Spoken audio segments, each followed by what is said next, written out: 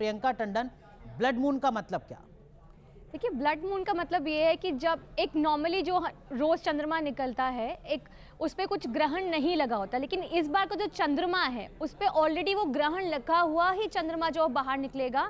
और जो इस बार चंद्रमा का रंग होगा, यानी कि ब्लड मून, वो रेड कलर का जो है चंद्रमा दिखाई देगा, इसीलिए उसको ब्लड मून या कहा जाता है, या लाल रंग का जो चंद्रमा हमें दिखाई देता है उसी को हम कहते हैं ब्लड मून। शास्त्री कौशलेंद्र दास जी, अगर ब्लड मून है ये चंद्रग्रहण, तो क्या ये बाकी चंद्रग्रहण की तरह सामान्य एक घटना भर है या इसका मतलब कुछ और ज्यादा हो जाता है?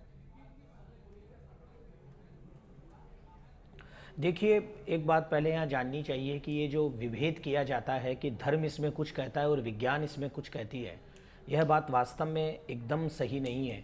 क्योंकि यह बात पूर्णतः सत्य है कि ग्रहण के वास्तविक कारणों को हमारे भारतीय ग्रंथ, शास्त्र परंपरा, ज्योतिष परंपरा सदियों से जानती है।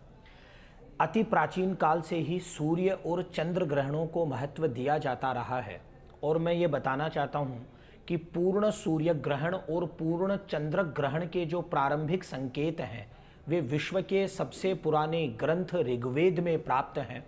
और अभी जो आपने दिखाया उसमें एक बहुत अच्छा उल्लेख किया गया एक ग्रंथ का, जो कि ईसा की 6ठी शताब्दी के पूर्वार्ध में लिखा गया। उस ग्रंथ का नाम है बृहत संहिता। उस ग्रंथ के रचयिता हैं आचार्य वराह मिहिर, जिनको उज्जैन का माना जाता है, महाकाल की भूमि का माना जाता है। बृहत संहिता से ज्ञात होता है कि ग्रहण का वास्तविक कारण भारतीय ज्योतिष शास्त्रज्ञों को आचार्य वराह मिहिर के कई शताब्दियों पूर्व से ज्ञात था। मैं एक आपको श्लोक सुनाना चाहता हूं जो दर्शकों तक पहुंचना चाहिए। भूच्छायां स्वग्रहणे भास्करम अर्क ग्रहे प्रविशति इंदुः इत्युपराग कारणम उक्तम इदम दिव्य दृग्भिः आचार्यैः। इस श्लोक का अर्थ आप समझेंगे तो आपको लगेगा कि 6ठी शताब्दी के पूर्वार्ध में पूर्णतः वैज्ञानिक पक्ष ग्रहण का किस रूप में आचार्य वराह मिहिर के द्वारा रखा गया है। ये कहते हैं कि चंद्र ग्रहण में चंद्र पृथ्वी की छाया में आ जाता है, अर्थात चंद्रमा पर पृथ्वी की छाया पड़ने लगती है, तथा सूर्य ग्रहण में चंद्र सूर्य में प्रविष्ट हो जाता है, अर्थात सूर्य एवं पृथ्वी के बीच में चंद्र आ जाता है।